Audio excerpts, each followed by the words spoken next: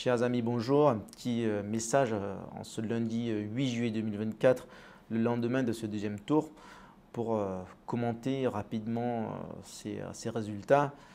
Bon, comme vous le savez, la gauche est arrivée première de ces élections législatives. C'est assez fou, mais c'est vrai. Alors que le vote populaire, le RN, le camp national, a gagné le plus de voix, avec environ 10 millions de voix, alors que la gauche et la Macronie environ 7 millions. C'est assez fou, mais bon, le système est ainsi.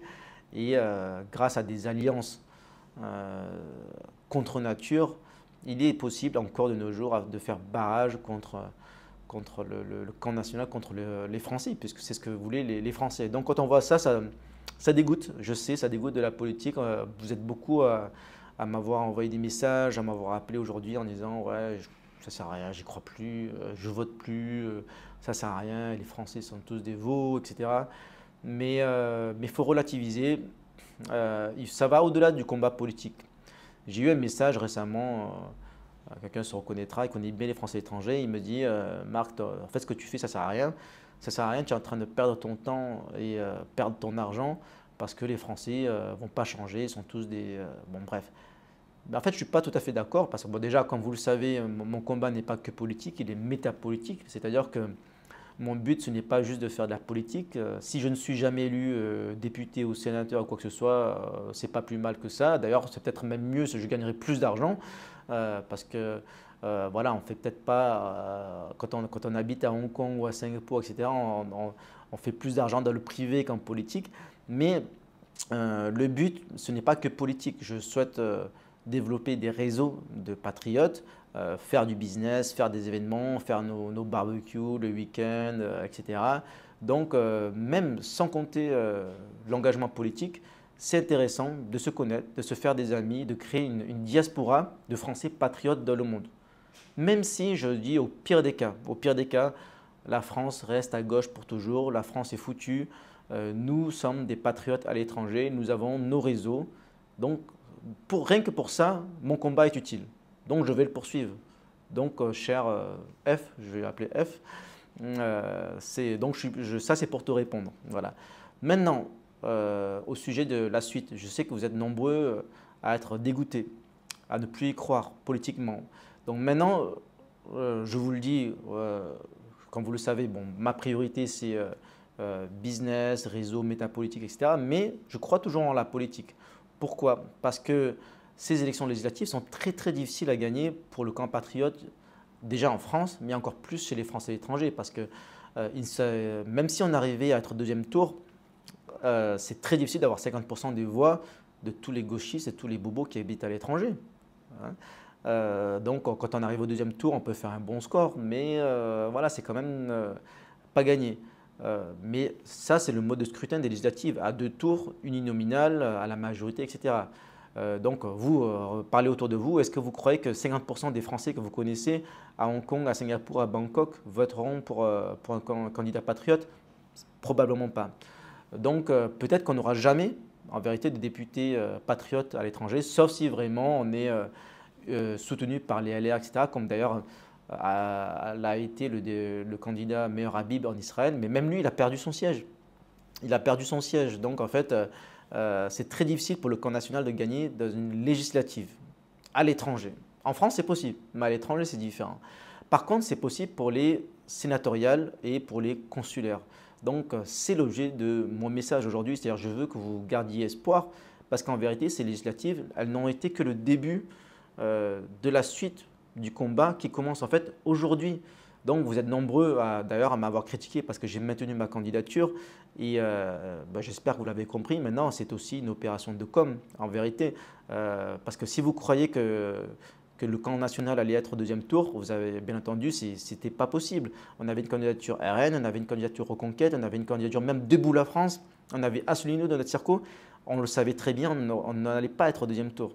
En fait, ce que j'ai fait dans cette campagne, j'ai eu beaucoup de contacts, vous êtes des dizaines, peut-être même des centaines à m'avoir contacté. Je ne peux pas répondre à tout le monde pour l'instant, mais je vais consacrer les prochaines semaines, les prochains mois à lire vos messages. Je vais vous répondre. Désolé si ça prend du temps, pour l'instant je suis seul, mais j'aimerais bien, et je vais vous en parler d'ailleurs dans cette vidéo, j'aimerais bien avoir des bénévoles ou même un jour des membres de l'équipe payés si j'ai des financements. Mais en tout cas, un jour, on aura une équipe et on sera beaucoup plus efficace. Pour l'instant, je fais tout seul, donc je vous réponds, mais partout sur Twitter, sur Telegram, sur WhatsApp, sur Facebook, par mail. Je ne peux pas vous répondre tout de suite. Donc, d'ailleurs, je vous ai sollicité pour me contacter si vous voulez vous expatrier. J'ai reçu beaucoup de messages, je vais les lire dans les prochains jours. Ça va pas, je ne vais pas vous répondre dans l'heure qui suit. Voilà. Mais ça va venir, ça va venir. En tout cas, ce que je veux vous dire, c'est que premièrement, il y a le combat métapolitique. Il faut développer nos réseaux à l'étranger, nos business, on est à la droite barbecue, comme en ont bien parlé certains.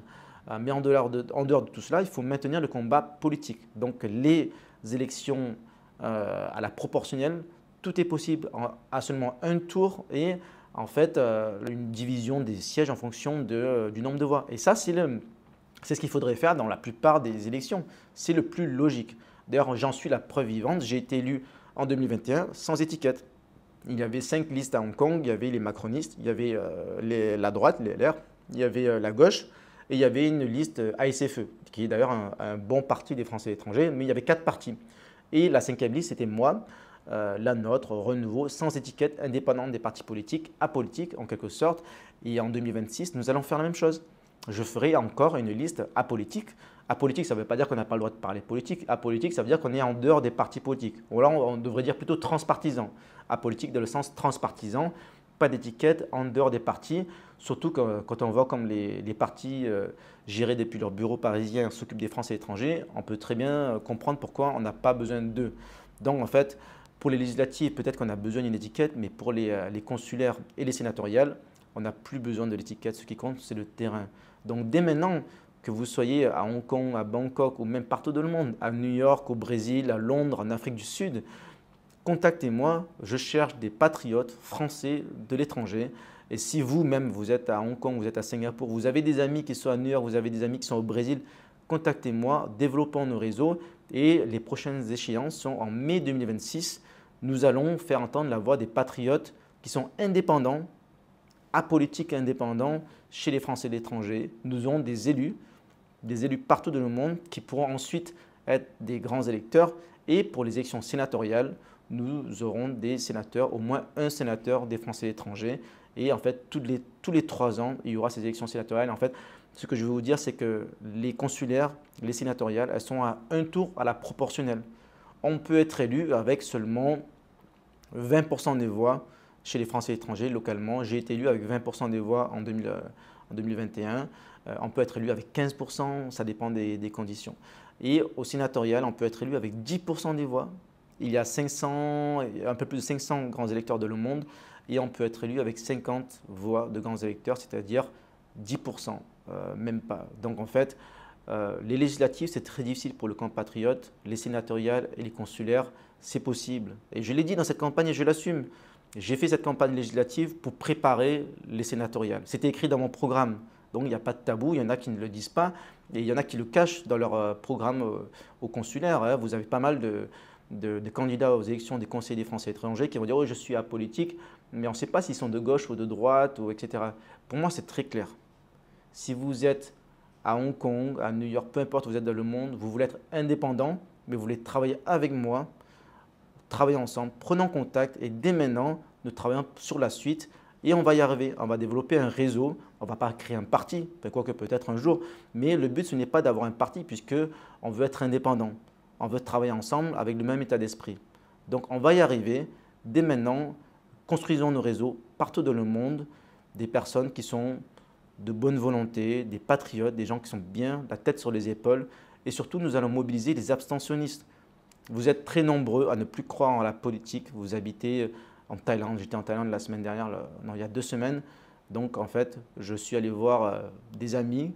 Je pensais que vous étiez inscrits pour voter. Ben non. Ils n'étaient même pas inscrits pour voter. Ils disaient « oh, la politique, ça me fait chier, j'y crois plus, ça ne sert à rien, j'habite en Thaïlande, je suis tranquille. La France, c'est que des gauchistes et des macronistes, j'ai plus envie de voter. » Mais le problème vient de là aussi. C'est-à-dire qu'à l'étranger, nous avons beaucoup de patriotes qui, soit ils sont inscrits et ils ne votent plus, soit ils ne sont pas inscrits. Donc, je vous promets que si on règle ce problème, on va y arriver On a 1 an et demi, 2 ans pour y arriver. Tous les patriotes, pas qu'en Asie, partout dans le monde, mobilisons-nous et nous serons représentés métapolitiquement et politiquement. Et on va renverser la table, on va changer les choses. Donc, on peut y croire. Vive la France!